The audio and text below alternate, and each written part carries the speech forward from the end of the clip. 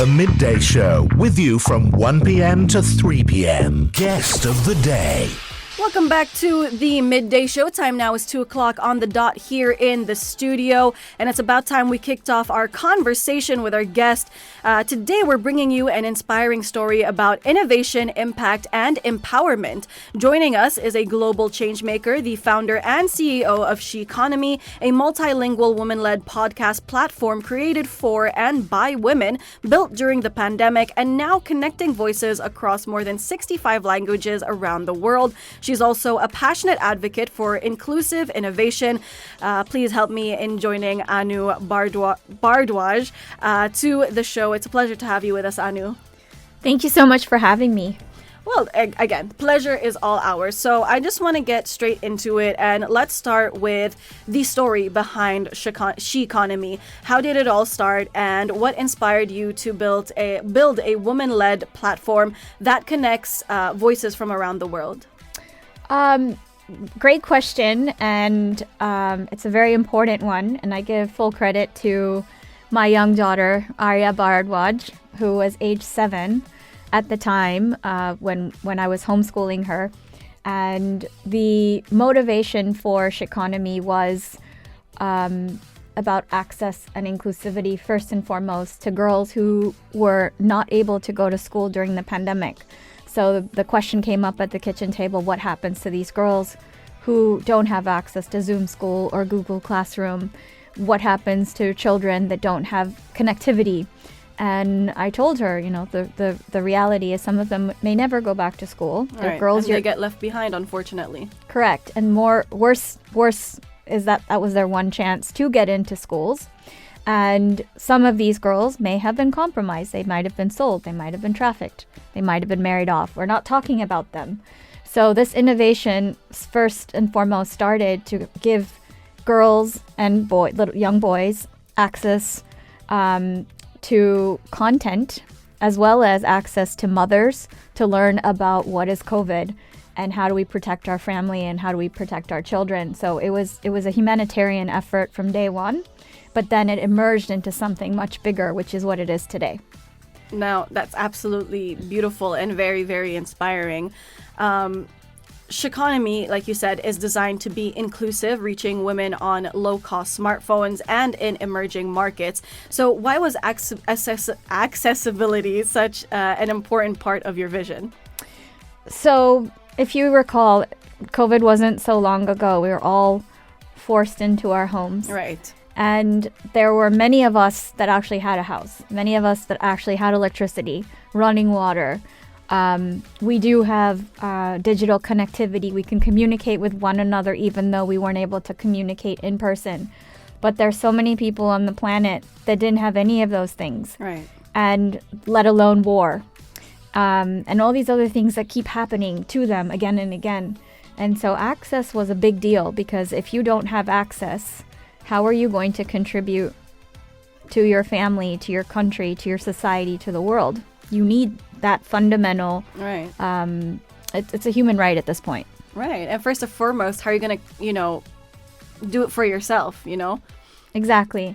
And most importantly, it was about giving voice to the voiceless. Mm-hmm. That's how this all started. As if we're giving our girls who don't have access, it's a way for them to engage through learning through audio. Right. If you can't let them go to school, then maybe they can learn in other ways. So this was an innovation back then on how do you allow girls to get, who didn't have the same privileges that we did. Right. Those exact privileges that exactly. they deserve. Like you said, it's at this point, it's a fundamental right to be educated, to have shelter, to have food, and all of these things. And obviously Maslow's hierarchy of needs, right? You can't meet the rest of them unless Correct. those basics like food and shelter are provided. And like, as you said, most of the times it's not. We had those during COVID, but many did not. So I think it's absolutely beautiful what you're doing with SHEQONOMI, because now it features over 5,000 podcasts in 65 plus languages. Yes. So can you tell us more about the kind of stories and the topics that people can find on the platform? Absolutely. So these are all original podcasts. it's a curated collection of podcasts. Some of them are original podcasts that we made during the pandemic. Some of them were podcasts that people shared their feeds and they said, we want to get it out to the world. Some of them are curated in different languages from other platforms that we partner with. So there's a variety of topics, from anything from women's health, which is a really big deal. We have content on entrepreneurship, investing, leadership. We have meditation, for instance, for those people that just need a break during the day, mental health.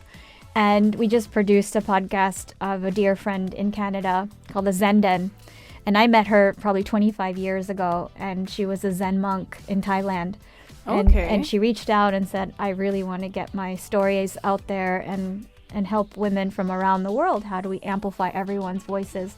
So we actually had a producer in the Philippines who was working with us, another mom. And the team was completely global. So topics are varied in terms of what is it that you want, what is it that you need, but most importantly, where can you learn and where can you be inspired? Right. I was about to say, because it sounds like, anyone can hop onto SHEQONOMI and listen to any podcast. It sounds like all their needs are met, from mental health to education to self-help and all of these things. So that's absolutely beautiful. Very, very amazing. Thank you. And I'm very happy for you. And I want to continue this conversation, and we will in just a little bit. So you've built an impressive international team and network of women creators from across 175 countries in 65 languages. How do you find and support these podcasters, these podcast hosts from different cultures and backgrounds? Okay, so some of the women are collaborators from previous initiatives that we've done over the past 2 decades. So I've been in the women's space since I finished graduate school, and I did a master's in Georgetown, communication, culture, and technology, big base of women in the United States. I also did another degree in Sweden, an MBA. So I have a large number of friends from the Nordics. And also like Singapore, spent some time in Asia. And then I was a Fulbright scholar to IIT in Mumbai, India. So we have this huge base in India still. And the Fulbright was focused on women in private equity, and I was looking at the GCC, the MENA region, Southeast Asia, and the Nordics when I was doing this study. So we had a large number of women in finance and tech, entrepreneurship. So how do I find these women? Like, we're all friends. And as soon as I let them know what we were building, majority of them came forward and said, I want to be a part of this. I want to amplify, I want to support. And many of them were early adopters during COVID, during the pandemic. So it was almost like, let's test it and see if this is even going to work. So we started off just really shooting for the sun, the moon, and the stars. And we are where we are now.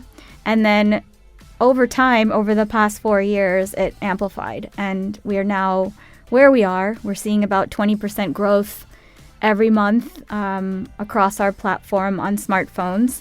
And so people are finding out about us. So it took a while. And it wasn't just the 4 years during COVID. It was everything before that, almost 10 years on our previous platform called Women Investing in Women Digital. So it's consistency, persistency.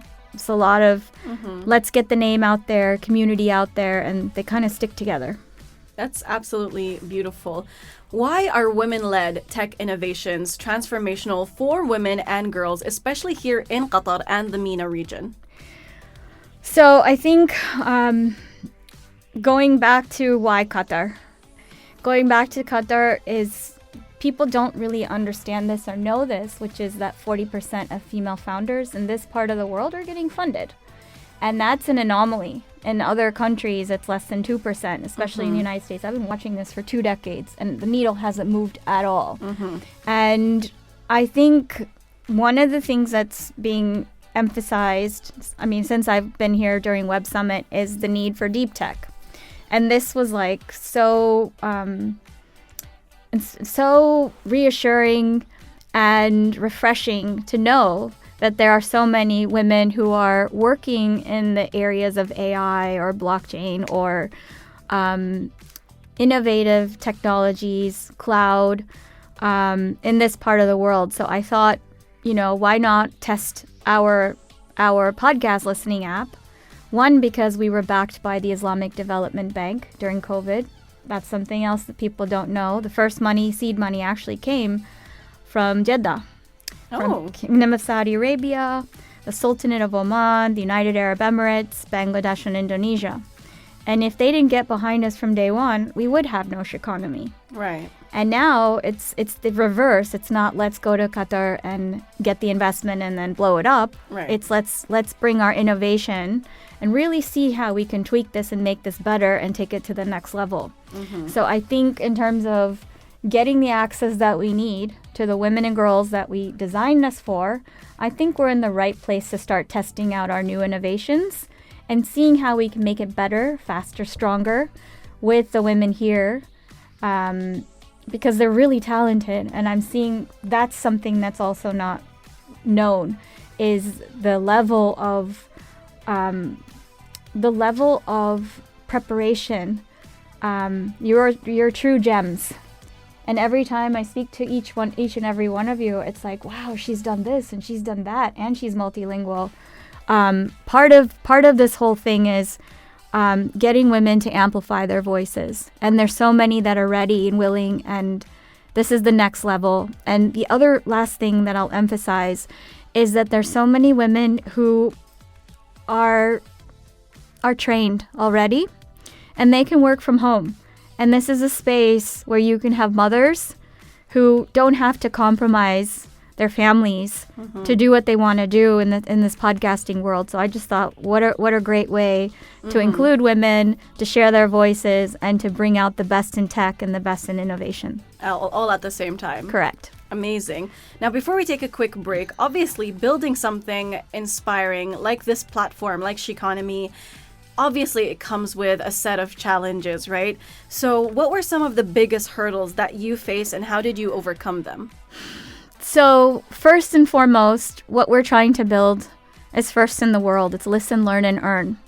So you need to understand how to build this from the foundation, because platforms like Spotify or platforms like Google or platforms like Apple or Amazon, they started probably 20 years prior. And we're starting in a whole nother phase of innovation and technology where there's Web3 and blockchain and AI and all these things. So it wasn't there before. But more importantly, we're trying to do something that hasn't been done before, which is build on these low-cost mobile devices, which we know is going to be the solution to include the next billion or 2 billion. And how do you do that? Leveraging deep tech. How do you do that saying, I don't want to do what everyone else has done because it didn't work for the poorest of the poor. Right. It didn't work for refugees always. I mean, maybe they have smartphones, but at the same time, there's people that have no phones. So we are looking at the lowest common denominator, 2G, 3G, right. 4G, and many people are saying, well, are you the one to do it? What makes you think you can do this? And I get this pushback. Everything. Everything makes me think I can do it. Yeah, I have a daughter, and Yeah. I get it, and I don't want other girls to suffer. Right. And at the end of the day, she donated her college fund to say, look, Mama, I believe in this. I believe in you. Let's give it all that we've got. So even though I haven't seen her since May, she knows, like, I'm here for a reason to help these girls, and I'll do whatever it takes to help them. We now have this tech in place, and there's still pushback from billionaires who have the ability and the means to write a check or to say, I know what you've done until now, and let's get this party started. Mm-hmm. They're like, well, what about this and what about that? And I think at this point, either you're going to do it or not do it. We've done it already. We've shown what we can do. And that's the biggest hoop is people that are wanting this technology out there in the world. Right? So we may have to self-fund it. I've self-funded it for the most part with grants. Thus far, yeah. Yeah. Absolutely amazing. You know, the story of SHEQONOMI and all of this is very inspiring to hear, and I hope our listeners are, you know, feeling the exact way I'm feeling right now listening to you talk about how it's such a humanitarian effort.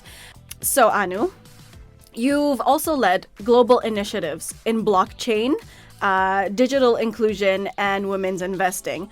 How do these experiences tie together in your leadership philosophy today? I think what the past has taught me is that if we don't take risk, we're not going to move anywhere. We're not going to move the needle forward. And what message are we sending to the next generation? Like, keep doing what's not working, or let's try and see if it will actually work. With that said, it's about being cautious, making sure you're doing the right thing for the right reasons. And I also believe that if I'm going to take a risk, what's the worst case outcome? Who's going to benefit? And who's going to be compromised, if anything? So I think, you know, going forward, I have been taking really big jumps, really big risks. But at the end of the day, if I see like the biggest percentage benefiting the most number of people by taking that risk, I will be first to stick my neck out there. Because if I don't do it, then what's the guarantee that these people are going to be helped, or this issue or topic that I believe so strongly in is going to be addressed? And I think it's all about, what is your mission? What is your vision? What are your values? And if you can define that and be very true to yourself and say, this is worth fighting for, not just for now, not just for tomorrow, but for the next 10 years, 20 years, then I would say go for it. And even if you don't do it, somebody else will follow it, that pattern, and say, well, she got this far and she did as much as she could, and then take it up from there. So I'm looking at some really big problems in the world. And I think collectively, once you get to a certain threshold, everyone else jumps in because they believe it's less risky, and they say, okay, it's worth sticking to it. Someone else took the risk, so now we can be rest assured in the risk that they took since they got this far. Correct. Basically. Absolutely. Okay. And as someone who works across different industries and continents, because you've mentioned, you know, Saudi, you've mentioned Sweden, you've mentioned Singapore, and now Qatar, how do you manage to stay grounded and motivated? I have been blessed with an amazing daughter who continues to inspire, and I've watched her journey, you know, following us around the world and doing the kinds of things that she's done. And from such a young age, it's about including the people that are closest to you in this path. And when I was co-chair of Blockchain for Impact at the UN, Arya gave her keynote when she was 7.5 on a panel on crypto for kids. And that was pretty impressive. I was happy that, you know, we got to the point where I was able to include her. She's been a co-host on Women Investing and Women and Girls. And now she knows how to use her voice. And it's all about confidence and believing in yourself, believing in what you stand for. And what gives me balance and what gives me hope is watching the next generation of girls. Everyone knows what was happening during COVID. They were all behind their computers playing Roblox or games or whatever. So we have this whole new generation of young kids who are now digital. They're natives. And especially in the region, 75% are under 30. That's a statistic I heard. I don't know if this is true, but it's just inspiring that, you know, we have connectivity unlike never before. Right. And that's very powerful because everyone has a voice who has connectivity. Right.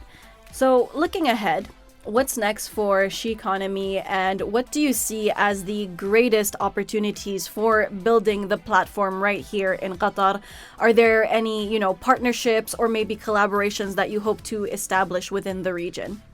Absolutely. There's so many. And we started about 20 years ago partnering with organizations in the region. Qatar is new for me, but I have been going to the Kingdom of Saudi Arabia, the United Arab Emirates. We've been in Oman, Bahrain, but Qatar is new, Kuwait is new. And what I've realized is that there's no shortage of people that want to collaborate. I've been warmly welcomed here in Qatar, and I am looking at organizations that are focused on women's health primarily, sports, because we're all athletes in our family, and the other thing that I'm very interested in is in education, obviously, because SHEQONOMI is very focused on education for all, especially in audio, because not everybody can read still. Right. And you have people that may not be able to see, but they still have a voice. Right. Or those with dyslexia, for example. Absolutely. And there's so many ways that we can engage those who cannot afford smartphones. So this is a way to move forward. And telecom companies, I've been working with Urdu for the past 4 months. There's others here in the region. I'm just deeply inspired by women who are in tech across the board, whether it's with Qatar Airways or whether it's with Sidra or whether it's with QNB or others. There's large companies where women are really shaping and transforming the new narrative. Amazing. You've been recognized globally for your work from vital voices to the UN stage.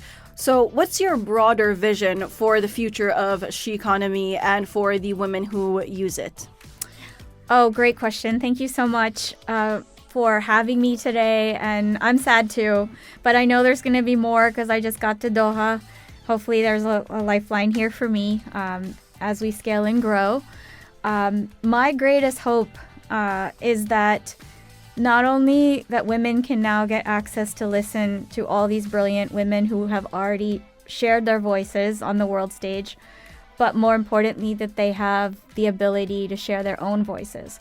So SHEQONOMI is all about giving access, inclusivity, and sharing all this knowledge and wisdom that so many of our mothers, our grandmothers, but even our daughters have with each other around the world. But with AI and with all of the new technologies that we have access to, it's going to give women and girls opportunities to share their own voices, the next billion creators, the next 2 billion creators, however many. It's going to level the playing field, because if you keep people in the dark, and if you keep people silent, that doesn't move the needle in any direction. Right. More importantly, what's going to happen is we're going to get access to data, women's health, women's entrepreneurship, innovation, so many things that every government can make policies and programming more relevant for their own people. And we don't have that data right now. So this is something to really think about. And in the near future, we've got listen, learn, and earn. So people are earning points from day one. And these points can then be converted into rewards. We've already built the tech. It's already working. We know it's working. It's built in 175 countries.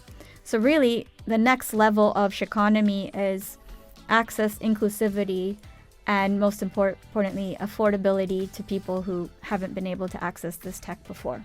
Last and definitely not least, before we wrap up, for any woman that is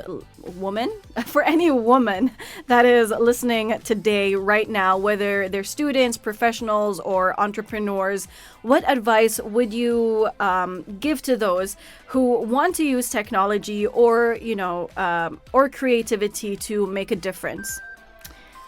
Well, on that note, I would say just be bold and, just know that you're already women in tech. Every single one of you who's made a phone call, you're a woman in tech. Everyone who sent us text message, right? Created a video, a photo. Of course. And the thing is, our girls, majority of them, have used a mobile phone at this point. And I know my daughter has been stealing my phone since she was 2. And I don't know how many of you have like these YouTube munchkins, right? Looking around the room like, I don't know who you're talking to. Exactly. So if you're watching YouTube, if you're listening to music, whatever it may be, like this is all tech. You're consumers of tech. If you're not a creator of tech, you're a consumer of tech. Right. Right? So either way, you are a woman in tech. So be bold, be brave, be strong, and know that if you don't understand what these new technologies are, there's a high probability that they're controlling you. It's not the other way around, right? Right. So it's important for those of us who have that knowledge, like you're creating podcasts and live radio shows. We've got people taking video and so on and so forth, people editing social media. There's a real place for women and girls in the future, and I think we're already dominating more than we have before in so many years. So this is our golden era. Definitely. I 100% agree with you in that. I think women are absolutely dominating every industry that, we've been coming into. We've also been creating our own spaces, and that's absolutely beautiful and very inspiring to see. For example, SHEQONOMI is a beautiful example of creating your own space rather than trying to fit in one that, is going to reject you anyway. So just create your own space. Correct. And most importantly, what a great environment to do it, where 40% of female founders are getting funded. Right. And also, there's a large number of women who actually have investable capital in this part of the world. I know this from research. I know this from experience. And I know this that, it's not always said out there. There's no need to show it. Right. I've seen it with my own eyes. I know it from facts. And they're doing a lot of good with that money and that capital. So this is the place to build whatever tech, not just for ourselves, but for the other women in the world. So thank you, Qatar.